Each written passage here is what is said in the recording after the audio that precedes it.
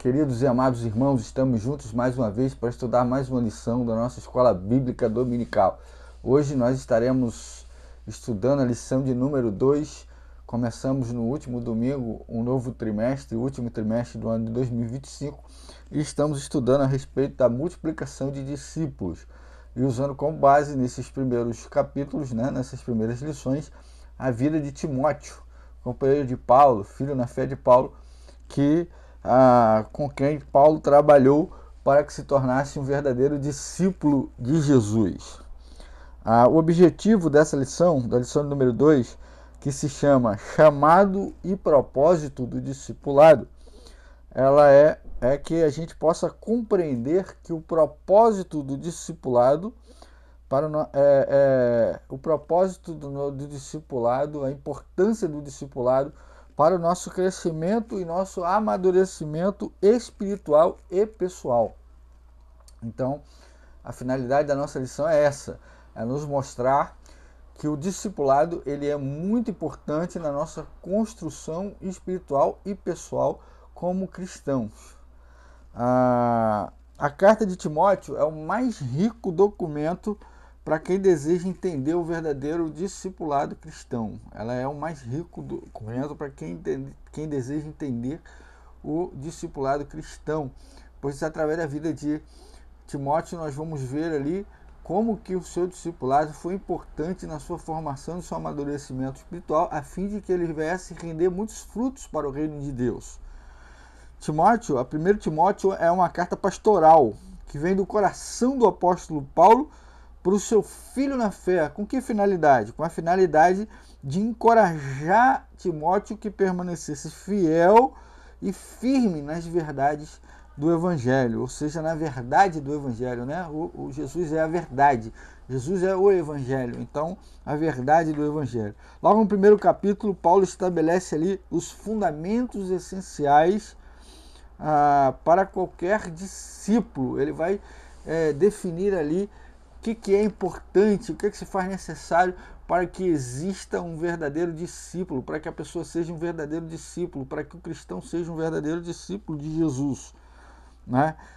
E ele fala que discípulo não é um conceito abstrato ou um programa religioso, mas uma jornada de transformação diária sustentada pela graça divina.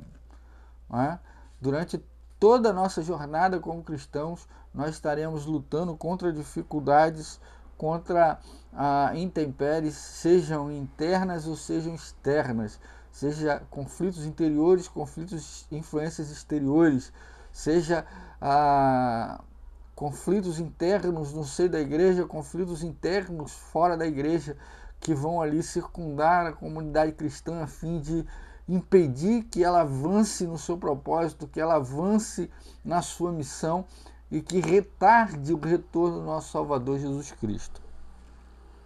Entramos então no nosso primeiro tópico, que fala sobre o quê? O contexto cultural e histórico do discipulado paulino, ou seja, o contexto. Qual era o contexto? Qual era a realidade em que Paulo se viu motivado a escrever essa carta pastoral a Timóteo?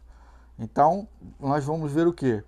Que provavelmente ela foi escrita no século I, ali, durante o tempo que Timóteo dirigia a igreja de Éfeso. Então, Timóteo não estava com Paulo, ele estava à frente da igreja de Éfeso, para a qual foi enviado pelo próprio apóstolo a fim de orientar a igreja, de guiar a igreja para que a igreja pudesse crescer. E Éfeso ela era uma cidade influente da Ásia Menor, o que fazia o desafio de Timóteo ser ainda mais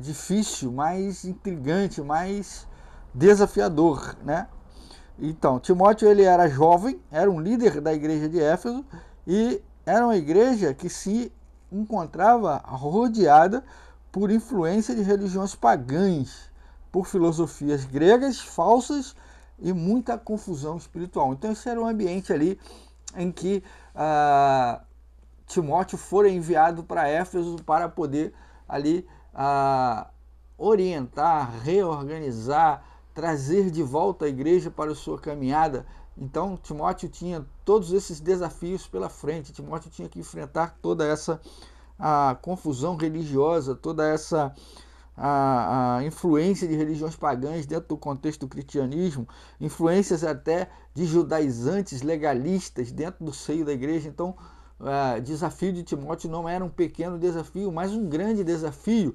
Contudo, Timóteo era um jovem líder.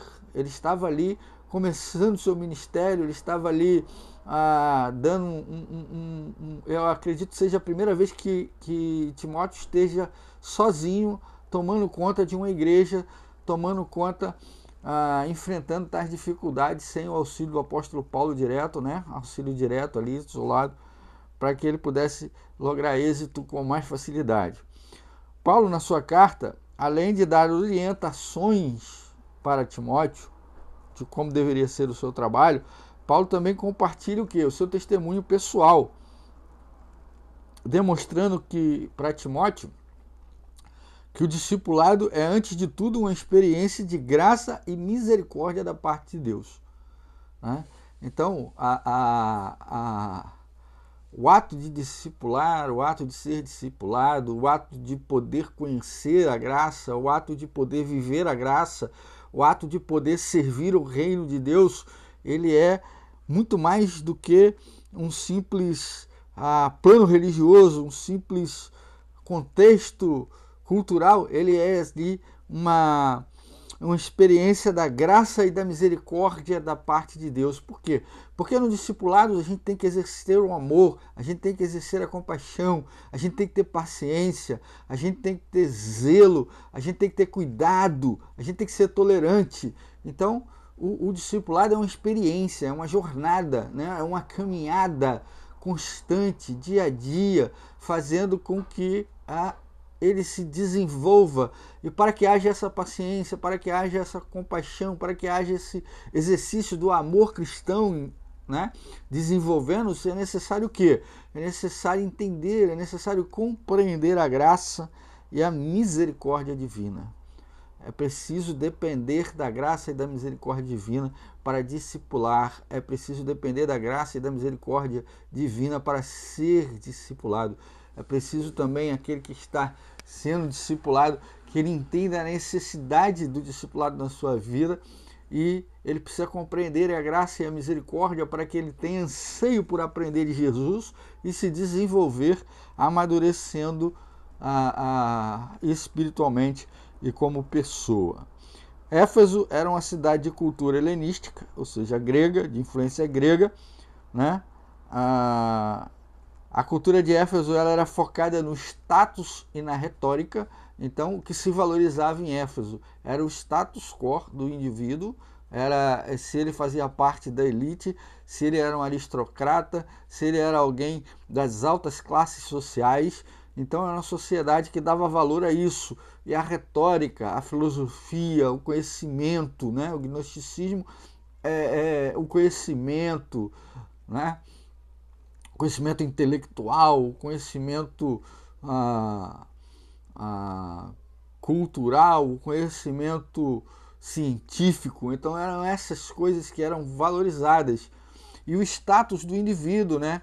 A que plano da sociedade ele pertencia, se ele era uma pessoa importante, se ele era um membro importante da sociedade, se ele era um intelectual, se ele era um filósofo, se ele era um príncipe, se ele era alguma autoridade em alguma coisa, né? Se ele era um mestre.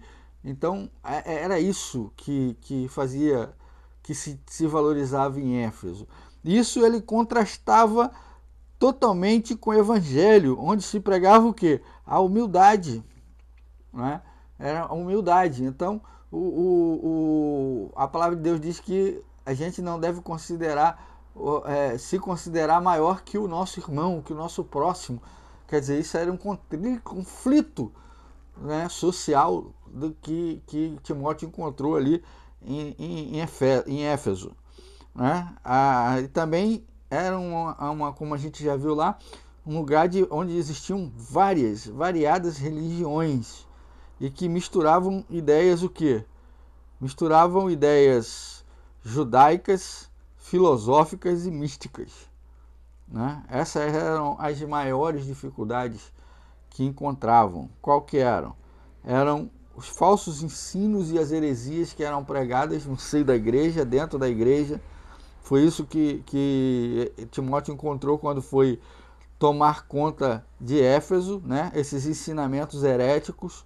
Também havia influência de gregos gnósticos que baseavam a fé no conhecimento, e também os judeus legalistas. Então, o evangelho sofria um forte combate interno na igreja. Aqui já não estamos falando mais da realidade, mas já de como que a igreja sofria interna e externamente conflitos diversos que faziam com que a obra estivesse parada, ou com que a igreja perdesse o foco no evangelho, né?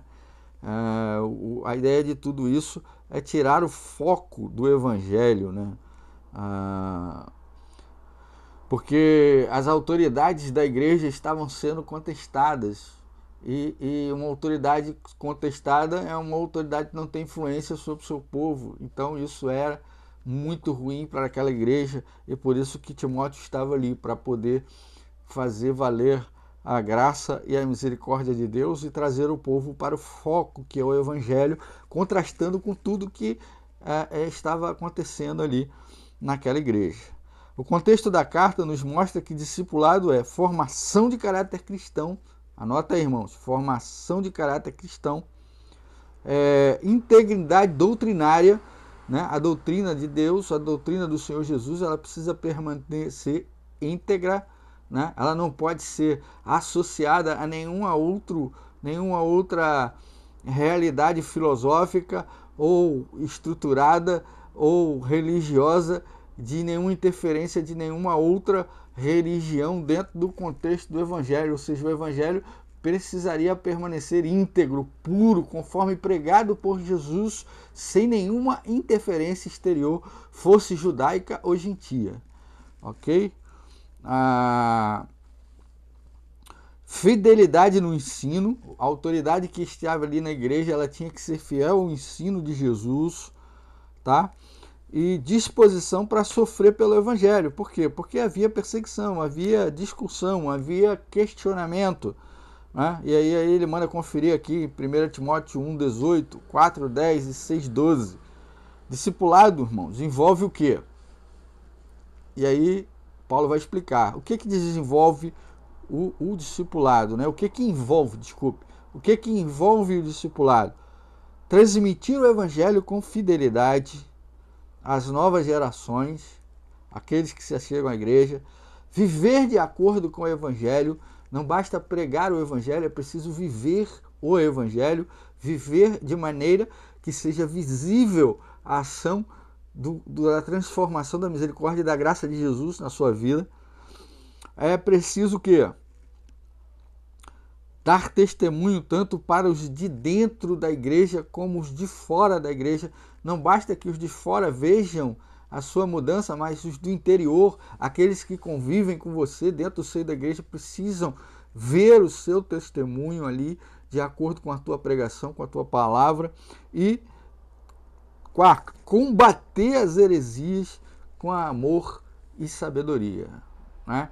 Não é quando o nosso irmão está errado, a gente não vai lá e faz uma crítica sarcástica, uma crítica infeliz, que vai deprimi-lo, que vai afastá-lo do convívio da igreja, que vai distanciá-lo. Não, mas a gente com amor, com sabedoria vai chamá-lo, vai conversar com ele, vai trazer o texto bíblico, vai exemplificar dentro da palavra, vai mostrar o que é a realidade da transformação da graça de Jesus. Isso é discipular com amor e sabedoria. Não é maltratar, não é criticar, não é ironizar, não é fazer sarcasmo e responder atravessadamente àqueles que estão aprendendo a respeito da fé em Jesus Cristo. É preciso ter amor e sabedoria, combater sim o erro, combater sim o pecado, mas com amor e sabedoria, não com imprudência, violência ou agressividade.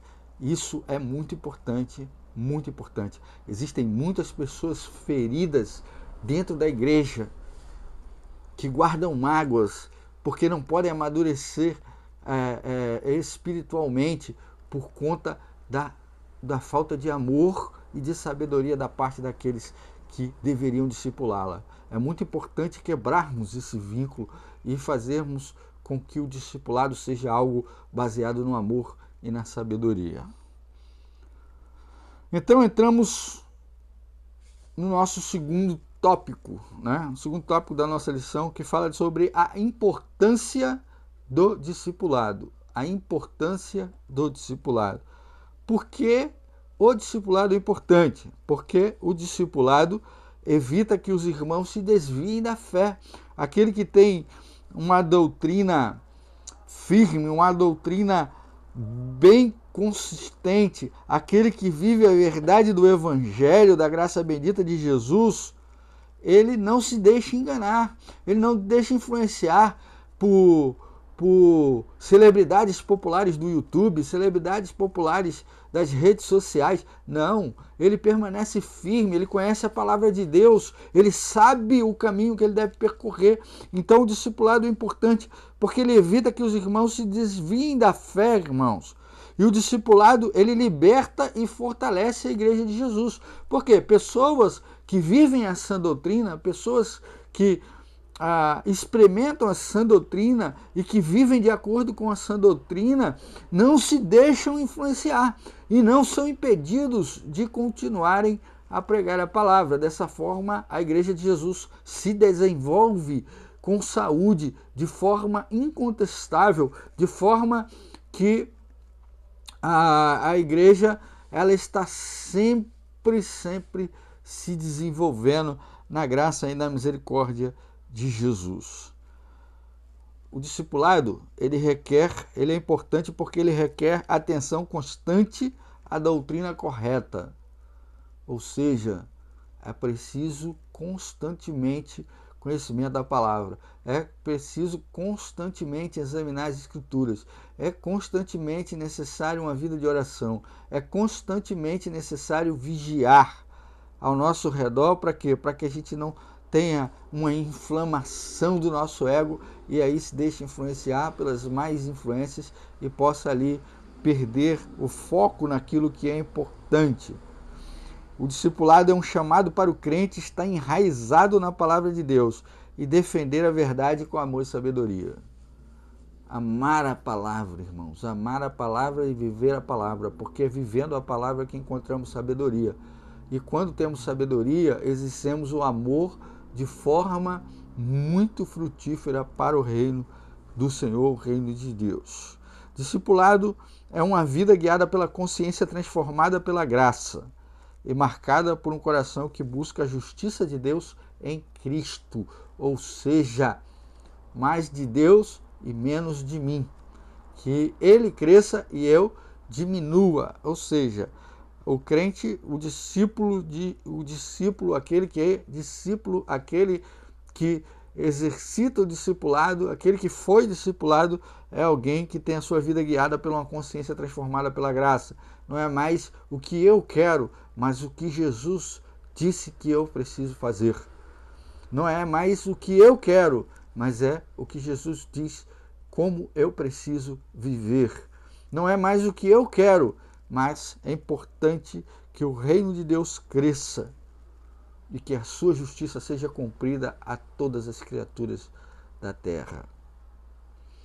Discipulado nos faz reconhecer, por isso que ele é importante, porque ele nos faz reconhecer a transformação vivida, né, por nós como um ato puro de misericórdia e de graça.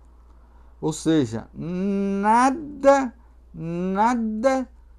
do que nós vivemos ou fazemos ou alcançamos quando nos convertemos a Jesus é mérito nosso, mas simplesmente, puramente da graça e da misericórdia do Senhor. E dessa maneira, com essa humildade, com esse sentimento de dependência de Deus, nós servimos de exemplo para todos que desejam seguir a Cristo Jesus. Todos que desejamos seguir a Cristo Jesus. É preciso reconhecer que a transformação vivida por nós não é um ato nosso, não é um mérito nosso, não foi conquistada por nós, mas por Jesus na cruz do Calvário. É dependência total de Deus, é isso.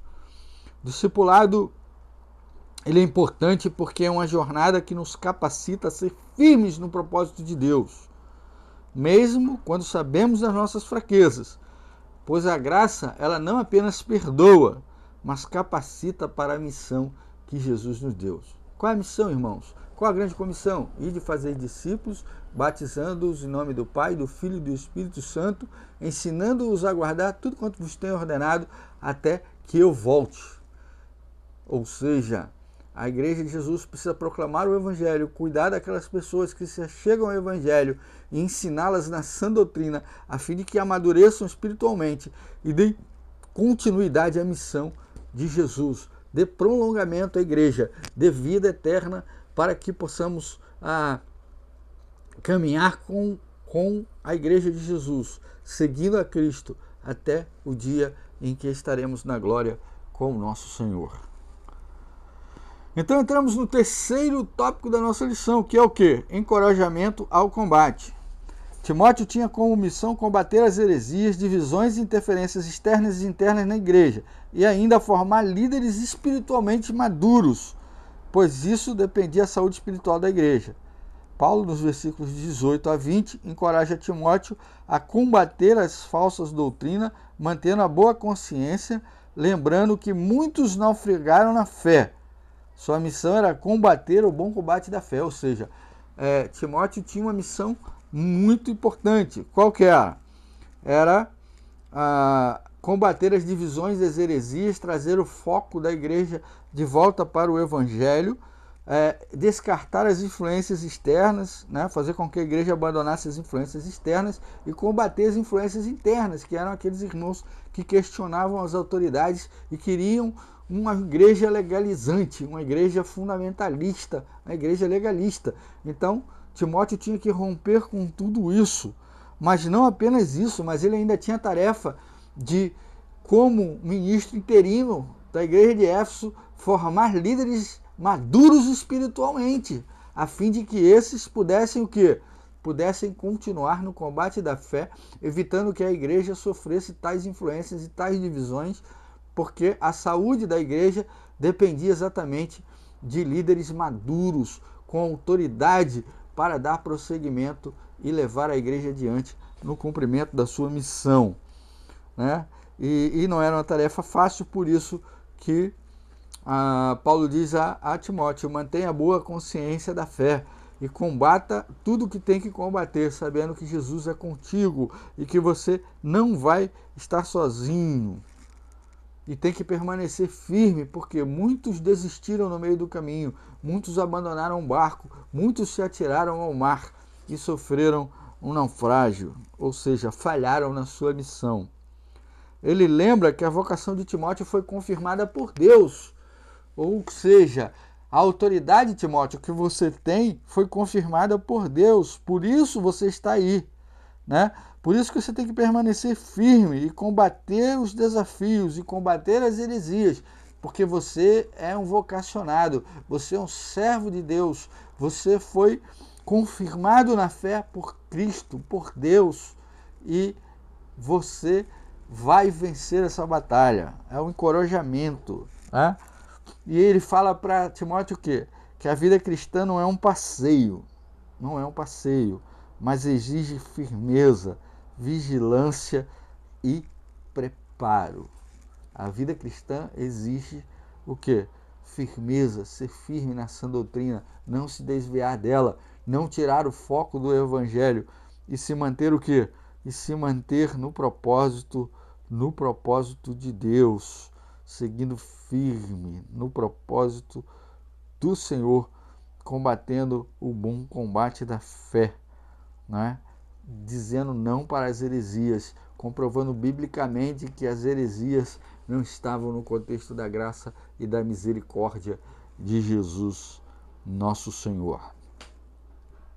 A vida cristã, ela não é um passeio, irmãos. Ela não é algo simples, fácil. O campo de batalha é o coração do homem. E os instrumentos da fé não são carnais, mas são morais e espirituais.